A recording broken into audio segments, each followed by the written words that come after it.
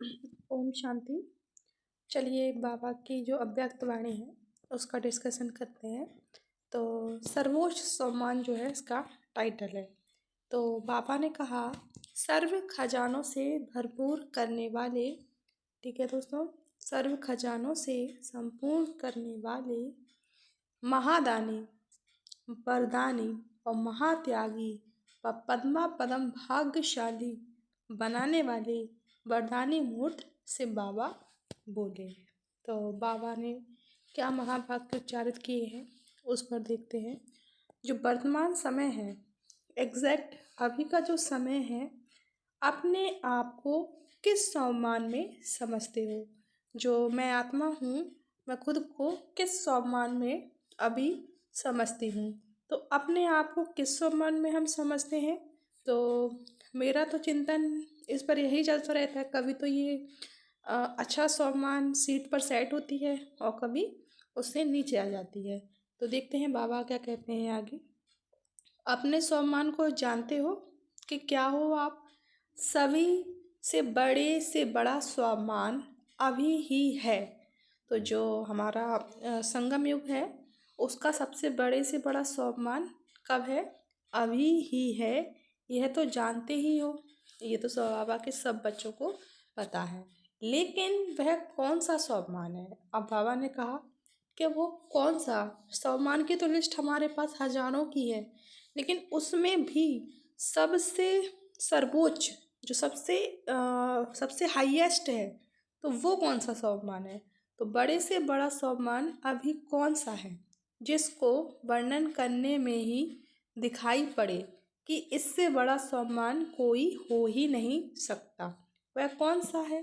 इस समय का बड़े से बड़ा सम्मान यही हुआ कि बाप के अभी तुम मालिक बनते हो। तो बाबा ने हमें कैसा बनाया? बाबा ने हमें अपना भी मालिक बना दिया। तो हम ब्राह्मण बच्चे क्या हैं? अब बाबा के भी मालिक हैं। और बाबा हमें सर्वोच्च सम्मान यही दे रहा है कि हम बाबा के भी मालिक हैं। और विश्व के मालिक बनने से पहले जो बादशाही है, जो सतयुग की, उसमें पहुंचने से पहले विश्व रचयिता के भी मालिक बनते हो। अब आगे बाबा ने डिस्कस किया कि शिव बाबा के भी मालिक बनते हो। अभी हम लोग क्या हैं? शिव बाबा के भी मालिक हो, इसीलिए बालिकम सलाम कहते हैं। तो मालिक, बालिकम सलाम का अर्थ हुआ जो अभी मालिक, और एक तरीके से जो पद है उसमें जो उससे छोटा होता है उसे बालिकम, बालक कहते हैं। तो बालिकम, देखिए बालिकम सलाम ये मुस्लिम वर्ड है, लेकिन इसमें यदि देखा जाए इस भाषा में कम लगा हुआ है, यानी कि ये संस्कृत में भी है। तो बालिकम यानी कि बालक के समान हूँ। कौन है इस समय? बाबा अपने आप को डिस्क्राइब कर रहा है। सुपात्र बच्चा बाप का भी मालिक है। तो अब बाबा कहते हैं कि ऐसा बच्चा जो सर्वोच्च सम्मान में है वो कैसा है? वो बाप का भी मालिक है। इस समय बाप को भी अपना बना लिया।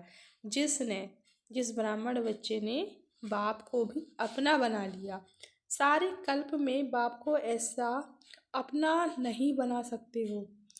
तो कोई भी पीरियड में आप अपना बाबा को नहीं बना सकते हो। It's a time, golden time. लोग बाद का सत्युग का गोल्डन टाइम कहते हैं, लेकिन हमारे लिए तो यही है, क्योंकि अभी भगवान हमारे सामने उपस्थित है और वो हमारे पिता हैं, शिक्षक हैं और सद्गुरु हैं। अभी तो जब चाहो, जिस रूप में चाहो उस रूप में बाप को अपना बना सकते हो। जैसे चाहो बाबा को बुला लो, बच्चा बन के भी बुला सकते हो और उनको बच्चा बना के भी बुला सकते हो। बाप भी इस समय किस बंधन में है? बच्चों के बंधन में है। तो बाबा कहते हैं कि इस समय मैं भी बच्चों के बंधन में हूँ। ये बहुत बड़ी बात है कि हम बच्चे ही नहीं बंधे हुए हैं ड्रामा में, बाबा भी बंधा हुआ है। ये इस लाइन से इससे क्लियर होता है।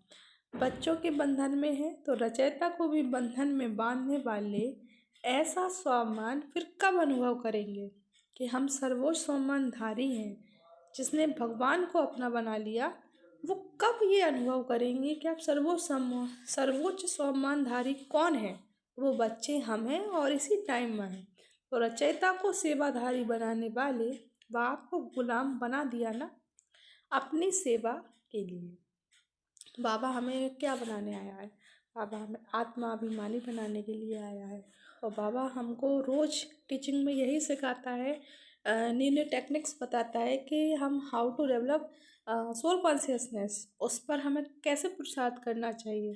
तो यह है शुद्ध स्वाभिमान, शुद्ध स्व का मान, इसमें अभिमान नहीं होता है।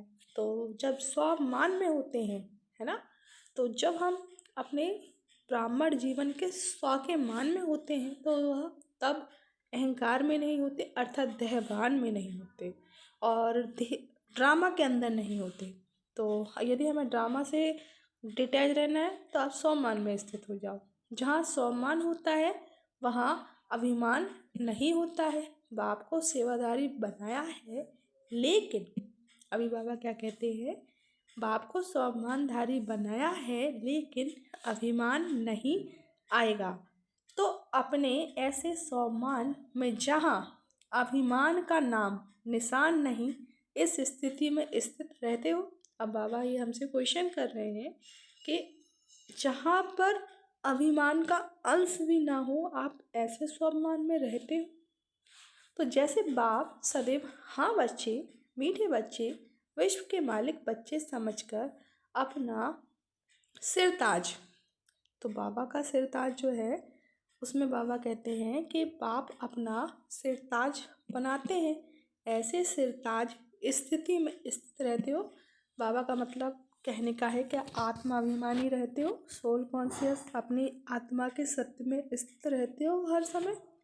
तो ब्राह्मणों की चोटी का स्थान कहाँ होता है? अब बाबा हम संगम पर जो बच्चे सोल कॉन्शियस का पुरुषार्थ कर रहे हैं उनसे ये कह रहे हैं कि ब्राह्मणों की चोटी का स्थान कहाँ होता है। तो ब्राह्मणों की जो लौकिक संसार में भी देखें तो उनकी हाईएस्ट चोटी इधर होती है। तो आपकी हाईएस्ट चोटी क्या है? सर्वोच्च स्वमान, अर्थात जिसमें आपका देह का वाहन ना हो। आप यदि अपने स्वमान में हैं तो आप उसमें अभिमान उसका मिक्स नहीं होगा, यानी आत्माभिमानी स्थिति। सिर के ऊपर है ना, तो ब्राह्मण चोटी अर्थात बाप के सिरताज। तो जैसे बाप सदैव बच्चों को सम्मान देते हुए आत्मसम्मान बनाते हैं, ऐसे आप सभी भी हर एक आत्मा को सदा सम्मान देते बाप समान बनाते रहते हो। यह सदा स्मृति में रहता है कि इस समय सिवाय एक बाप से लेने के और सभी को देना है। केवल हमें बाबा से लेना है और सबको देना है, लेकिन हम क्या देंगे? हमारे पास ऐसा क्या है जो हम दे सकते हैं? सब कुछ तो हमें ड्रामा में मिला हुआ है। हम जो शक्तियाँ हमारे पास आ भी रही हैं तो वो हमें बाबा दे रहा है। तो केवल हम बाबा से ही ले सकते हैं। यदि हम किसी और से कुछ मांगते हैं तो वो हमें क्या दे सकते हैं? कुछ नहीं दे सकते हैं। तो हमें केवल अपने पिता से ही, क्या मांगोगे आप? अगर आप मांग भी रहे हो तो फिर वो देहभान में आ जाते हो। तो हम बाबा से केवल सोल कॉन्शियसनेस का पुरुषार्थ कर सकते हैं। इसके अलावा तो हम अगर शक्तियाँ देने लगेंगे तो हम फिर वो देहभान में आ जाएंगे, और हमें अभी समय देहभान से निकलने का पुरुषार्थ करना है। तो तुम आत्माओं से लेना नहीं है परंतु उन्हें देना है। तो ये कॉन्सेप्ट क्लियर हुआ। अब आगे चलते हैं। नेक्स्ट पॉइंट में देखो क्या लिखा है, सिर्फ एक बाप से ही लेना है, जो लिया है वह देना है। तो हमारे पास जो भी है वो एक्चुअल में वो हमें ड्रामा में मिला हुआ है, वो हमारा तो है नहीं उसमें कुछ। तो जो भी मिलता जाए उसको आप डोनेट करते जाओ। तो एक हाथ से जब आप दोनों हाथों से बांटोगे तो आपका और बढ़ेगा। यानी कि अगर आपके अंदर ज्ञान आ रहा है तो उसको आप निकालो। आपकी आत्माभिमानी स्थिति औरों को, दूसरों को आत्माभिमानी बनाने में मदद करेगी। इसलिए बाबा ने यहाँ पे कहा है कि जो भी आपके पास मिलता जा रहा है उसे अपने पास मत रखो, उसको डोनेट करते रहो। हमारे पास केवल एक चीज़ है और वो है हमारी सोल कॉन्शियसनेस की स्थिति। जिसकी जितनी होगी उसके आसपास के वातावरण भी उतना ही वैसा ही बनेगा। इसीलिए हर एक की जिम्मेदारी है कि अपनी सोल कॉन्शियस स्थिति को पकड़े, और हमारे ब्राह्मण जीवन का पुरुषार्थ ओनली और ओनली इस पर ही डिपेंड होता है। तो जो लिया है वह देना है, दाता है ना, तो यह सदा स्मृति में रहता है। ये आपके जो माइंड में है क्या चलता रहता है, दाता बनकर आप दोगे तो आप उसमें देवान में आ जाओगे। इसीलिए केवल और केवल हमें सोल कॉन्शियसनेस पर टिके रहना है। तो अथवा जहाँ देना है वहाँ लेने की इच्छा रखते हो। अब आगे बाबा कहते हैं कि अगर आपको जहाँ सबको देना है और यहाँ पर आपने ये इच्छा कर ली कि मैं दे रहा हूँ, यदि आपने ये सोच लिया कि शक्तियाँ भी मैं दे रहा हूँ, तो आप देवान में हो फिर। तो इच्छा रखते हो, अगर आत्मा आत्मा द्वारा कुछ ही लेने की इच्छा रखती है। अब आगे देखो, यदि हम ड्रामा में फंसे हुए व्यक्तियों से कुछ लेने की इच्छा रखते हैं तो फिर प्राप्ति क्या होगी, हम उनसे क्या ले सकते हैं, तो अल्पकाल की होगी ना। तो अल्पज्ञ आत्माओं से अल्पकाल की प्राप्ति होगी, सर्वज्ञ बाप से सदाकाल की प्राप्ति होगी, है ना। अब बाबा ने यहाँ पर क्या पॉइंट आउट किया कि जो हाईएस्ट है और ये लोएस्ट है। तो आप अगर लोएस्ट से लोएस्ट कर रहे हो, वाइब्रेशन मैच कर रहे हो, तो आपको थोड़े पीरियड के लिए मिलेगा। लेकिन जब हाईएस्ट से आप ले रहे हो तो उसकी पावर आपके पास ज़्यादा टाइम तक रहेगी। तो आगे चलते हैं। तो इस पीरियड में बाबा आगे बोलते हैं कि तो जहाँ, इसमें कहा तो जहाँ से लेना है वहाँ ले रहे हैं और जहाँ देना है वहाँ दे रहे हो। अब बाबा हमसे एक क्वेश्चन पुटअप कर रहे हैं कि जहाँ से लेना चाहिए वहाँ से ले रहे हो या सॉरी आत्माओं से मांग रहे हो, अथवा कभी बदली कर देते हो, है ना, कि एक्सचेंज कर देते हो, अपना आप पार्टनर किसी और को बना लेते हो।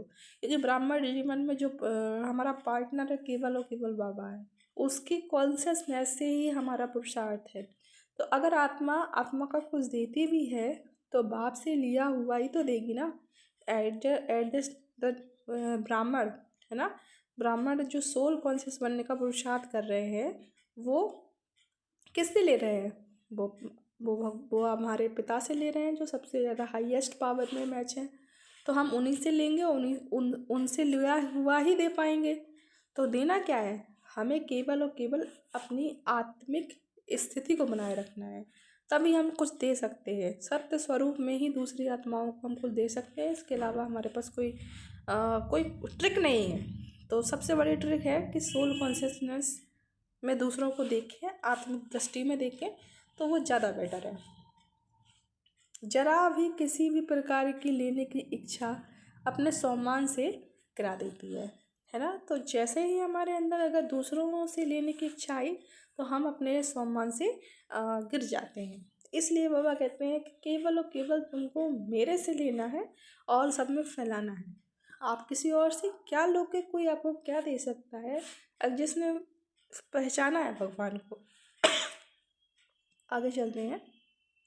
जब आप लोग, नेक्स्ट बाबा कहते हैं पैराग्राफ में, जब आप लोग किसी आत्मा को बाप द्वारा मिला हुआ खजाना देने से निमित्त भी बनती हो तो भी स्मृति क्या रखती हैं, है ना। जैसे देखो वही बात आ गई ना कि यदि आप किसी आत्मा को कुछ देने के लिए निमित्त बन रहे हो तो ड्रामा में दो, लौकिक में दो या अलौकिक में दो, तो आप अलौकिक रूप से तो केवल शक्तियों का ही दान कर सकते हो जो आपके पास है।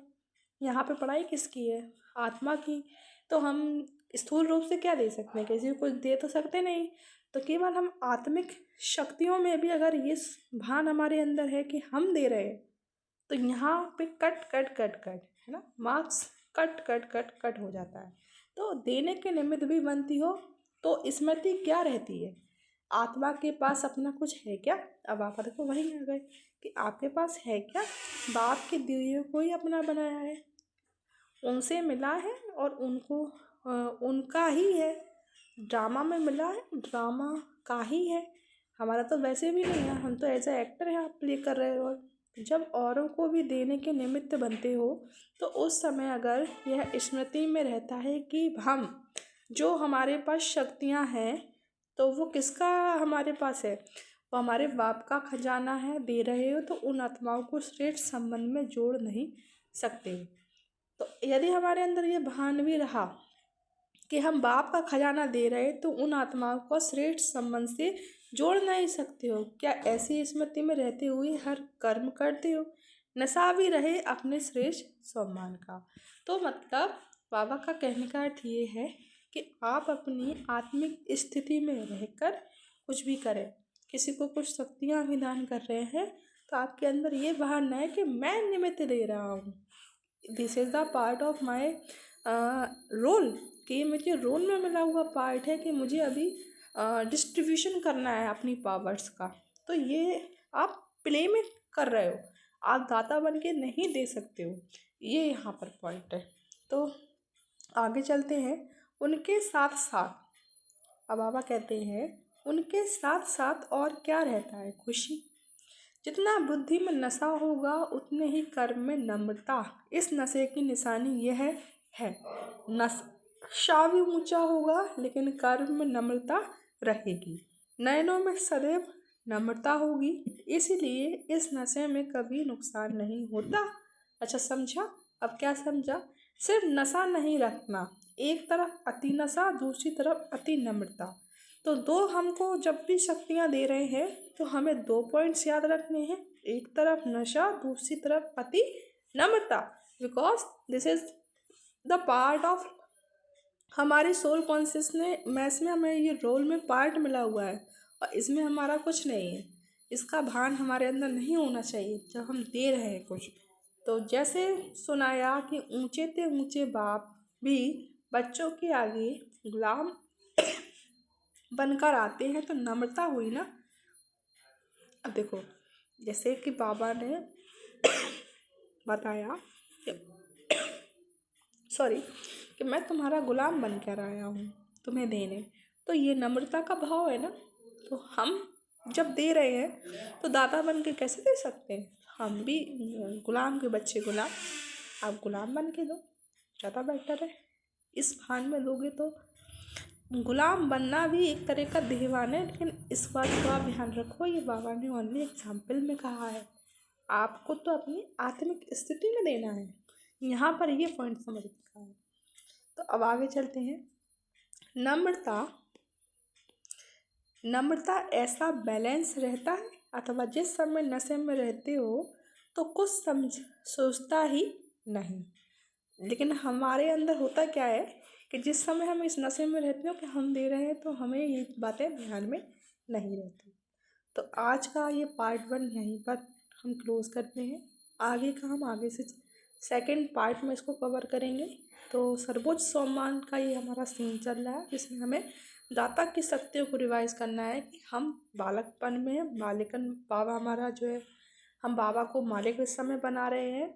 और इसमें हमने कितने पॉइंट्स पढ़े इसका हम एक बार रिवीजन कर लें कल तक के लिए। तो एक अव्यक्त मुरली को 2 पार्ट्स में पढ़ो, लेकिन बेटर पढ़ो तो वो ज़्यादा बेटर है। ओके, ओम शांति।